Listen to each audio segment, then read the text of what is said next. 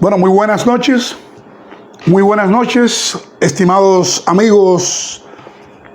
Bueno, muy buenas noches, estimadas amigas y amigos.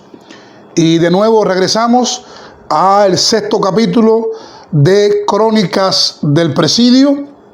Yo soy Jorge Luis García Pérez Antúnez, exprisionero político cubano, que mediante esta serie Crónicas del Presidio les he estado mostrando de la manera más gráfica, creíble, objetiva y sincera posible sobre las vivencias que viví durante casi 2 décadas de injusta prisión política.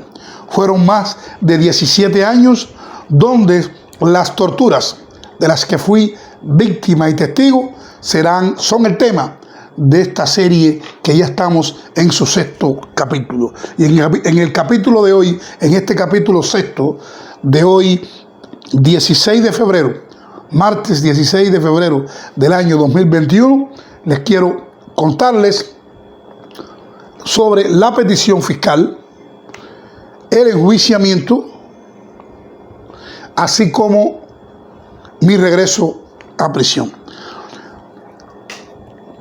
En el mes de julio, el Tribunal Provincial de Villa Clara, en este caso el fiscal, en contubernio o en coordinación con la policía política, me enviaron a prisión, estando en la prisión La Pendiente, en Santa Clara, un documento que se conoce como la petición fiscal. En la terminología legal se denomina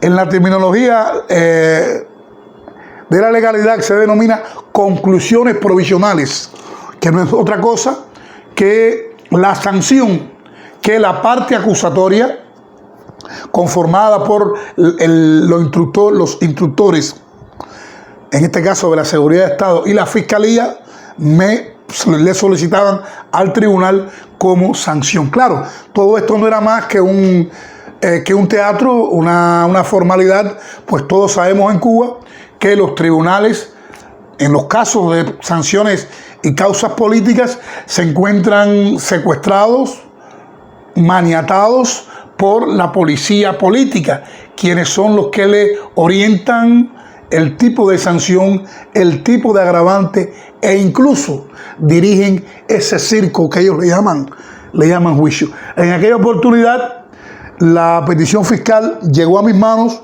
con una solicitud por parte del fiscal de 8 años y 6 meses de privación de libertad.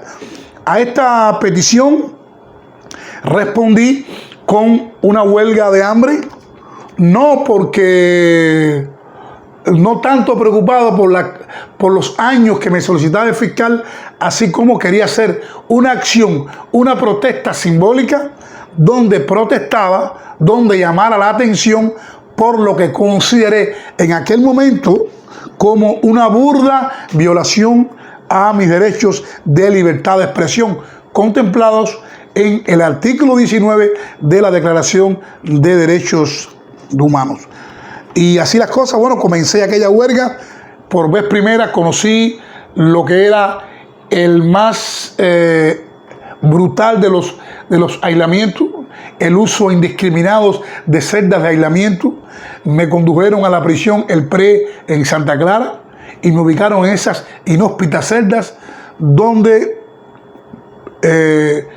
tuve la oportunidad de conocer la tortura de primera mano.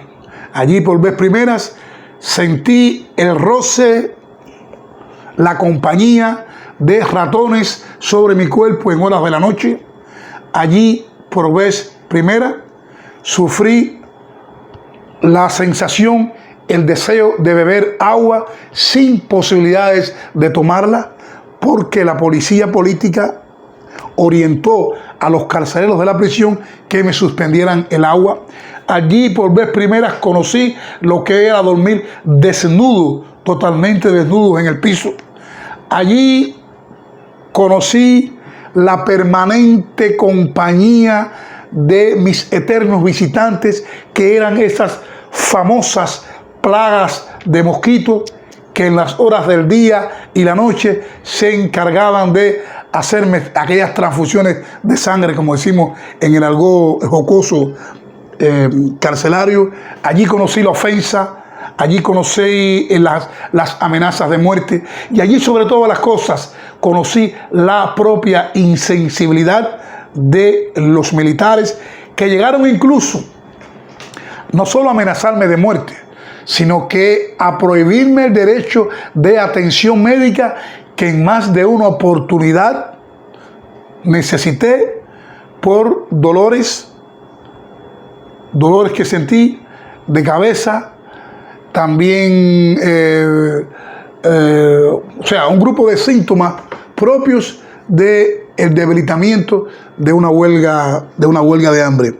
Pero bueno, solo tenía 25 años de edad y unos meses, era joven, tenía esa ansia, ese espíritu de lucha, de combatir, de destacarme en la lucha, de hacerles ver sobre todo las cosas al adversario que yo estaba preso, que yo sufría la prisión, pero me mantenía de frente allí en la lucha, y que sobre todas las cosas no me arrepentía de lo que había hecho. Luego, después de concluir esta huelga, en la que me vi muy debilitado, recuerda que esta huelga de hambre no fue una huelga que yo pidiera nada en concreto, nada en específico, en cualquier momento la podía abandonar, y cuando tenía de 21 a 22 días en huelga de hambre, ya muy debilitado,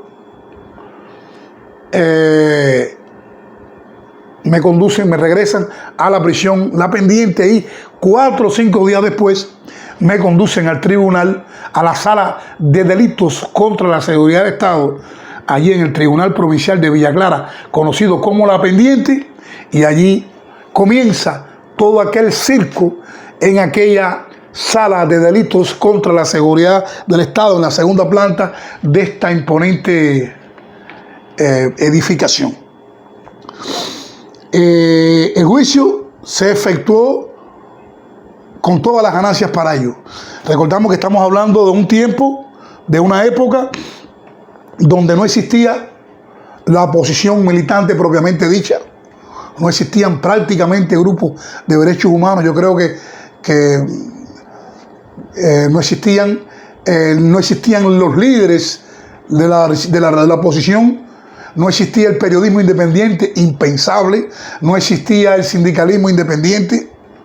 Radio Martí transmitía hacia Cuba, pero todo era de una forma muy clandestina. Se decía que había que estar loco para atreverse en el año 1990 a levantar la voz. Como me dijo uno de los presos allí, que se encontraba en la celdita de allí del tribunal, donde me dijo: oye, Prieto, retráctate, compadre, y di que estaba borracho, estás en candela. Cuando yo le pregunto por qué estaba preso él, me dijo: no, lo mío es diferente, yo estoy por asesinato, lo mío es diferente. Es decir, que era tanto el nivel, era tanto el ambiente policial, era tanto el terror implantado, que una persona acusada de asesinato consideraba que yo estaba en candela y no él. Y eso denota la desinformación, el nivel de presión psicológica que la dictadura sometía al pueblo. Aún la somete, pero en aquella época era mucho más.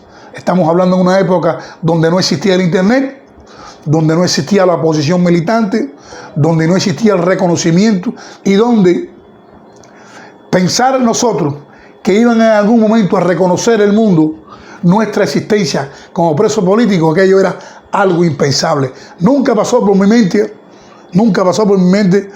que iba a ser reconocido como preso político, nunca pasó por mi mente que iba a haber pronunciamientos a nuestro favor, nunca pasó por mi mente que mi nombre iba a ser pronunciado en alguna emisora radial. Verdaderamente nosotros, los que nos encontrábamos presos en aquella época, no caímos presos por derechos humanos, no estábamos presos por activismo de derechos humanos, no estábamos presos por nada de eso.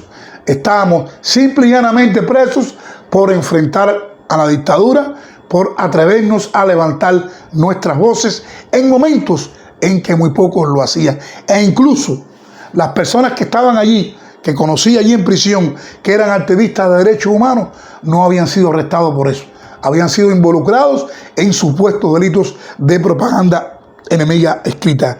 Estoy hablando de Rubén Hoyo Ruiz, Fidel Vila Linares, estoy hablando de Félix Ramírez Rodríguez, estoy hablando de Ángel Luis Alemán Almeida, estoy hablando de Llorén, estoy hablando de un grupo de hombres, que conocí al ingresar a la prisión, hombres que eran activistas de derechos humanos en las calles, pero habían sido arrestados y sancionados por enfrentarse a la dictadura. En una situación tan difícil, con una orfandad política, diplomática, con una situación de terror en el país, donde nuestras familias eran aterrorizadas, donde perdíamos incluso hasta nuestros amigos, o nuestras novias en esos momentos no se atrevían a visitarnos o a mostrar relación con nosotros. En ese contexto caímos presos nosotros. Era un contexto difícil, nacional e internacional. La Europa del Este se desplomaba, los cambios se suscitaban, lo que quedaba de la Unión Soviética se estaba al desmoronar. Pero la dictadura castrista se aferraba al poder, reprimía y decía que en Cuba no iba a haber ningún tipo de perestroika. Pues nada, soy sancionado, el tribunal decreta concluso para la sentencia a la prisión, mi sentencia, la fiscalía y el presidente ratifica los hechos por los que me acusan, y ya todo estaba dicho, ya todo estaba echado, ya yo era un prisionero político, ya sancionado por el régimen castrista e instruido por la policía política. Había visitado en oportunidades anteriores lo que era un juicio penal de causas comunes. Sin embargo, me llamó poderosamente la atención la diferencia en un juicio de causas políticas, porque aunque la dictadura cubana dice que en Cuba no hay prisioneros políticos y nos dice que somos CRs, y hay una diferencia, porque a los delincuentes comunes los juzgan en la sala de lo penal y a los presos políticos nos juzgan en la sala de delitos contra la seguridad de Estado. A los presos comunes los instruyen en los centros de instrucción policial, y a nosotros nos instruyen en centros de la seguridad del Estado. Y así soy regresado a prisión. Allí en la prisión La Pendiente en Santa Clara. Otras vivencias, otras dificultades, otras heroicidades, otras relaciones, otros conocimientos adquiriría a partir de ese momento, los que les iré contando en los próximos capítulos de esta serie Crónicas del Presidio. Trataré por todos los medios de, más que llevar un orden cronológico, llevarle una especie de una pirámide invertida que resalte lo más trascendental, lo más importante vivido en estos 17 años de ininterrumpida prisión política. Sé que es difícil poderlo hacer, sé que es complejo poder memorizar hechos, nombres, lugares, fechas, rostros. Fueron muchas prisiones que estuve, pero trataré de hacer una descripción lo más fiel, objetiva y creíble posible. Disculpen tanto mis hermanos que compartieron la lucha conmigo como las personas que me escuchen. Cualquier error, cualquier inexactitud en fechas o circunstancias, pero trataré, si me sucede, de irlas enmendando en la medida que vaya transcurriendo esta serie Crónicas del Presidio. A ustedes muchas gracias por la atención y los invito el próximo viernes a las 9 de la noche a otro capítulo más de Crónicas del Presidio.